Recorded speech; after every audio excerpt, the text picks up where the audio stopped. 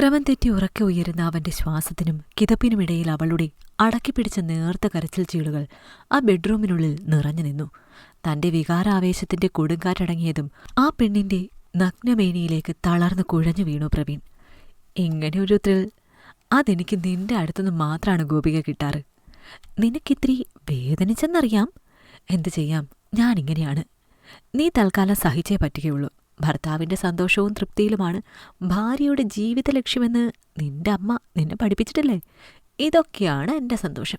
ഇങ്ങനെയൊക്കെ ഇത് നടത്തിയാലേ എനിക്ക് തൃപ്തിയാവൂ. എൻ്റെ ഈ തൃപ്തിയാണ് നിന്റെ ജീവിതം. നിന്റെ മാത്രമല്ല, നിന്റെ അമ്മയുടെയും അനിയത്തിയുടെയും എല്ലാം ജീവിതം. മറക്കണ്ട നീയത്. കണ്ണുനീർ പരന്നൊഴുകിയ മുഖത്തോടെ തന്റെ അരികിൽ കിടക്കുന്നവളുടെ ശരീരത്തിലേക്ക് തന്റെ മുഴുവൻ ഭാരവും അമർത്തി ആ കാതോരം അല്പം ഭീഷണി കലർത്തി പ്രവീൺ പറഞ്ഞതും അവന്റെ ഭാരത്തിലും അവൻ അല്പം മുമ്പ് നൽകിയ വേദനകളുടെ കാഠിന്യത്തിലും ഒന്ന് ഞരങ്ങി മൂളി ഗോപിക. നേരം നന്നായി വെളുത്തല്ലോടി. നീ ഫ്രഷായി ചെന്നിട്ടൊരു കോഫി ഇട്ടുകൊണ്ട് വന്നേ. വല്ലാത്ത ക്ഷീണം. ബെഡിൽ മലർന്നു കിടന്ന് പറയുന്നവനെ പതിഞ്ഞൊന്നു നോക്കി കിടക്ക വിട്ട് എഴുന്നേറ്റ ഗോപികയ്ക്ക് പെട്ടെന്ന് കണ്ണിൽ ഇരുട്ട് കയറുന്നതുപോലെ തോന്നിയതും തിരികെ വേഗം കിടക്കയിലേക്ക് തന്നെ ഇരുന്നു പോയവൾ. എന്റെ അടുത്തു എണീറ്റ് പോകുമ്പോഴുള്ള നിന്റെ വേദനയും തലകറക്കവും ഒന്നും ഇത്രയായിട്ട് മാറിയില്ലേ ഗോപികെ? കഷ്ടം കഷ്ടം. ആരും അറിയണ്ട. നാണക്കേട്. കഴിഞ്ഞ കുറച്ചു മണിക്കൂറിൽ അവളിൽ താൻ കാണിച്ചു കൂട്ടിയ പരാക്രമങ്ങളുടെ പ്രതിഫലനമെല്ലാം അവളുടെ നഗ്നമേനിയിൽ വ്യക്തമായി അറിഞ്ഞിട്ടും അവളോടുള്ള തന്റെ പരിഹാസം ഒട്ടും കുറച്ചില്ല പ്രവീൺ. ഇനിയും കൂടുതൽ സമയം അവിടെ ഇരുന്നാൽ അവന്റെ പരിഹാസത്തിനൊപ്പം അവനെ കൂടി വീണ്ടും താൻ അറിയേണ്ടി വരുമെന്നതുകൊണ്ട് ശരീരമാകെ നീറിപ്പുകയുന്ന വേദന അടക്കി ബാത്റൂമിലേക്ക് നടന്നു ഗോപിക. ഇപ്പോഴാണോടി എസത്തെ എഴുന്നേറ്റ് വരുന്നത്? നേരെ എത്ര ആയെന്നറിയോ നിനക്ക്? പ്രവീൺ മോന് വിശന്ന് കുടല് കരയുന്നുണ്ടെന്ന് വല്ല ഓർമ്മയുണ്ടോ നിനക്ക്? നിന്നെയൊക്കെ പെറ്റു വളർത്തി എന്നെ കുറ്റം പറയിപ്പിക്കാനായിട്ട് അവൾ ഓരോന്നും ചെയ്തു വെച്ചോളും. നാശം. ക്ഷീണം വിളിച്ചുപോകുന്ന മുഖവും പൊട്ടി നീരുവന്ന ചുണ്ടകളുമായി തന്റെ അരികിൽ വന്നു നിൽക്കുന്ന മകളെ അലസമെന്ന് നോക്കി ഗൗരവത്തിൽ പറയുന്നതിനൊപ്പം അവളുടെ ഇടം ചുമരിൽ വേദനിക്കും വിധമൊന്ന് തല്ലുക കൂടി ചെയ്തു അവളുടെ അമ്മ. അയ്യോ! പ്രതീക്ഷിക്കാതെ അമ്മയിൽ നിന്ന് കിട്ടിയ ആ അടിയിൽ കണ്ണു നിറയുന്നതിനൊപ്പം അവളിൽ നിന്നൊരു ദയനീയമായ ഞരക്കമുണർന്നു. എന്താടി ഒന്ന് കൈ തട്ടുമ്പോഴേക്കും കരയുന്നത്? നിന്റെ തടി എന്താ വെണ്ണ കൊണ്ടുണ്ടാക്കിയതാണോ? ഗോപികയുടെ ഭാവവും കരച്ചിലും ഇഷ്ടപ്പെടാതെ വീണ്ടും അവൾക്ക് നേരെ ശബ്ദം ഉയർത്തി ദേഷ്യപ്പെട്ടവർ. ഒന്നും മിണ്ടാതെ അമ്മയെ ഒന്ന് നോക്കി തന്റെ ചുമലിൽ നിന്ന് ധരിച്ചിരുന്ന ചുരിദാറൊന്ന് ചുമലിന് താഴേക്ക് നീക്കി ഗോപിക. ചുമലിൽ വട്ടത്തിൽ ആഴത്തിൽ കരിനീലിച്ച് കിടപ്പുണ്ട് പ്രവീണിന്റെ പല്ലിന്റെ അടയാളം. ചുളിഞ്ഞു കുത്തുന്നൊരു വേദനയുണ്ടതിന്. അവിടെയാണ് അമ്മയുടെ അടി. നിറമിഴികളോടെ കണ്ടോ എന്ന പോലെ ഗോപിക അമ്മയെ നോക്കിയതും അവരവളെ കടുപ്പത്തിലൊന്നു നോക്കി ചുമരിൽ നിന്നവൾ താഴേക്ക് മാറ്റിയ ചുരിദാർ വേഗത്തിൽ മുകളിലേക്കിട്ടു. കല്യാണം കഴിഞ്ഞപ്പോൾ നിനക്കുണ്ടായിരുന്ന ബുദ്ധിയും ബോധവും കൂടി നഷ്ടപ്പെട്ടോടി അസത്തെ. ഭാര്യയും ഭർത്താവും ഒന്നിച്ച് ജീവിക്കുമ്പോൾ ഇതുപോലെയൊക്കെ സാധാരണയാണ്. അതിങ്ങനെ നാണോ മാനോ ഇല്ലാതെ എല്ലാവരെയും കാണിച്ച് നടക്കാതെ നിന്റെ സ്വകാര്യമായിട്ട് വേണം നീ സൂക്ഷിക്കാൻ. ഇതൊക്കെ നിങ്ങളുടെ ജീവിതത്തിന്റെ സന്തോഷത്തിന്റെ അടയാളങ്ങളാണ്. കുട്ടി കോഷിച്ച ചെറുക്കനെ വെറുതെ നാണം കെടുത്തരുത് നീ. ഇന്നീ കുടുംബം അല്ലലില്ലാതെ മുന്നോട്ട് പോകുന്നത് അവൻ ഒരുത്തം കാരണമാണ്. അറിയോ നിനക്കത്? ഗോപികയുടെ കവിളത്തൊരു കുത്തുകൂടി കൊടുത്ത് അമ്മ ചോദിച്ചതിന് വെറുതെ അവരെ നോക്കിയവൾ. ശീലമാണിത്. പരാതികൾ കൊണ്ടോ കണ്ണുനീർ കൊണ്ടോ അലിയുന്ന മനസ്സല്ലത്. അവർക്ക് മരുമകൻ പ്രവീണാണ് എല്ലാം. അവന്റെ വാക്കിനും സന്തോഷത്തിനുമാണ് എന്നും മുൻഗണന. MA BEഡുകാരിയായ തന്നെ ജോലിക്കൊന്നും വിടാതെ വീട്ടിലിരുത്തി ജോലിയൊന്നും ചെയ്യിക്കാതെ നോക്കുന്ന മരുമകനാണവർക്ക് പ്രവീൺ. പെണ്ണിന്റെ ഭാഗ്യമാണത്രേ അത്തരം ചെക്കന്മാർ. കിട്ടാൻ നോമ്പ് നോറ്റുകൊണ്ട് കാത്തിരിക്കേണ്ട അപൂർവ ജന്മങ്ങൾ.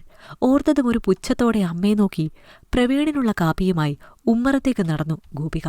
ഉമ്മറത്ത് ചെന്നതും കണ്ടു സോഫയിൽ അനിയത്തി ദേവികയോട് എന്തോ തമാശ പറഞ്ഞ് പൊട്ടിച്ചിരിക്കുന്ന പ്രവീണിനെ. പ്രവീണിനോട് തമാശ പറഞ്ഞിരിക്കുന്ന തന്റെ അനിയത്തി ദേവികയുടെ അല്പം വെളിയിലായി പുറത്തു കാണുന്ന മാറിടങ്ങളിലാണ് പ്രവീണിന്റെ കണ്ണെന്ന് കണ്ടതും ഗോപികയുടെ രൂക്ഷമായ നോട്ടമൊന്നു ദേവികയുടെ നേരെ ചെന്നു.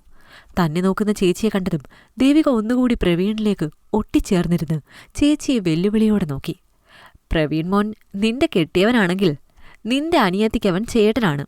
ആ ഒരടുപ്പം എന്നും ഉണ്ടാവും അവർ രണ്ടാളും തമ്മിൽ. അവരുടെ പവിത്രമായ ബന്ധത്തെ പോലും ഇങ്ങനെ ദുഷിച്ച മനസ്സോടെ കാണുന്ന നീയൊക്കെ എന്തു മോശം പെണ്ണാടി. സ്വന്തം കെട്ടിയവനെയും കൂടെ പിറന്നവളെയും വിശ്വാസമില്ലാത്ത നീയൊക്കെ കെട്ടിയവനും കൂടപ്പിറപ്പിനും ഇല്ലാതെ വല്ല തെരുവിലും ജീവിക്കുന്നതാണ് നീ നല്ലത്. പ്രവീണും ദേവികയുമായുള്ള അതിരുകവിഞ്ഞ അടുപ്പത്തെപ്പറ്റി പെറ്റമ്മയോടൊന്ന് സൂചിപ്പിച്ചതായി ഗോപികയ്ക്ക് ഓർമ്മയുള്ളൂ. വാക്കുകൊണ്ടും പ്രവൃത്തി കൊണ്ടും അവളെ അങ്ങേയറ്റം വേദനിപ്പിച്ചിറക്കിവിടും പോലെ നാണം കെടുത്തിയമ്മ. താനുമായി ശരീരം പങ്കുവയ്ക്കുന്ന മിക്ക അവസരങ്ങളിലും പ്രവീണിന്റെ വായിൽ നിന്ന് കേൾക്കുന്ന ദേവികയുടെ ഉൾപ്പെടെയുള്ള പെൺപേരുകൾക്കിടയിൽ പലപ്പോഴും അമ്മയുടെ പേരും ഉണ്ടാവാറുണ്ട് എന്നതവൾ അവരോട് പറഞ്ഞതേയില്ല. എന്തിനു വെറുതെ പഴിയേൽക്കണം? മരുമകന്റെ പീഡനശ്രമം തടയാൻ ശ്രമിച്ചതിനെ തുടർന്ന് വീട്ടമ്മയ്ക്ക് ഗുരുതര പരിക്ക്.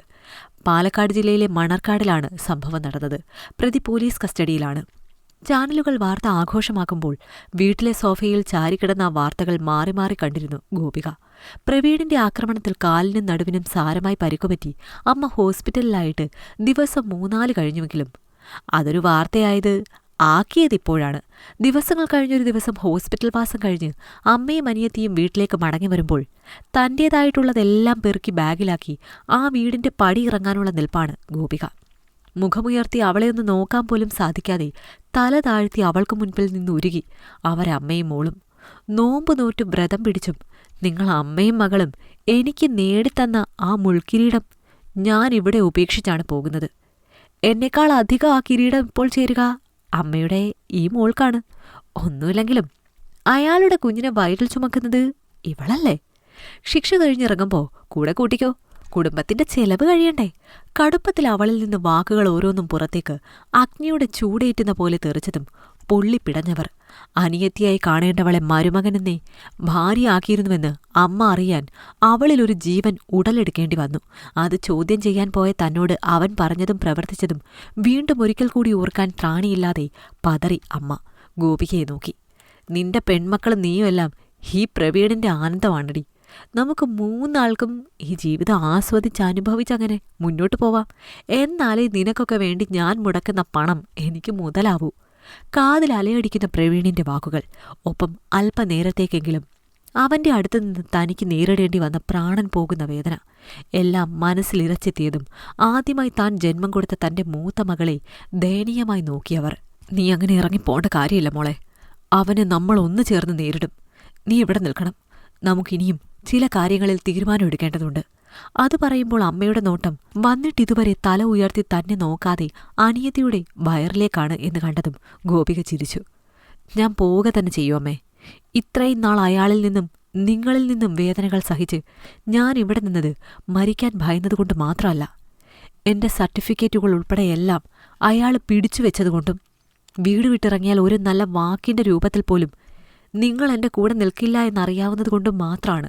ആ ഭയമൊന്നും ഇപ്പോഴില്ല എനിക്ക്. ഇനി ഞാൻ ജീവിക്കും നല്ല അന്തസ്സോടെ, അഭിമാനത്തോടെ. പറയുന്നതിനൊപ്പം വീണ്ടും ഒരിക്കൽ കൂടി തന്റെ നോട്ടം പോലും അവരിലേക്ക് ചെല്ലരുത് എന്ന ഉറപ്പിൽ തന്റെ സാധനങ്ങളും എടുത്ത് വീടിനും പുറത്തേക്ക് നടന്നു ഗോപിക. അവൾ കൺമുന്നിൽ നിന്ന് മറഞ്ഞതും ദേവികയും അവളുടെ വയറും ഒരു വലിയ ചോദ്യചിഹ്നമായി ആ അമ്മയ്ക്ക് മുന്നിൽ അവശേഷിച്ചു. അതിനുത്തരം തേടി അലയട്ടെ. ഇഷ്ടമായെങ്കിൽ ലൈക്ക് ചെയ്യൂ. നിങ്ങളുടെ അഭിപ്രായങ്ങൾ കമന്റായി രേഖപ്പെടുത്തൂ. കൂടുതൽ കഥകൾ കേൾക്കാൻ ഈ ചാനൽ സബ്സ്ക്രൈബ് ചെയ്യൂ.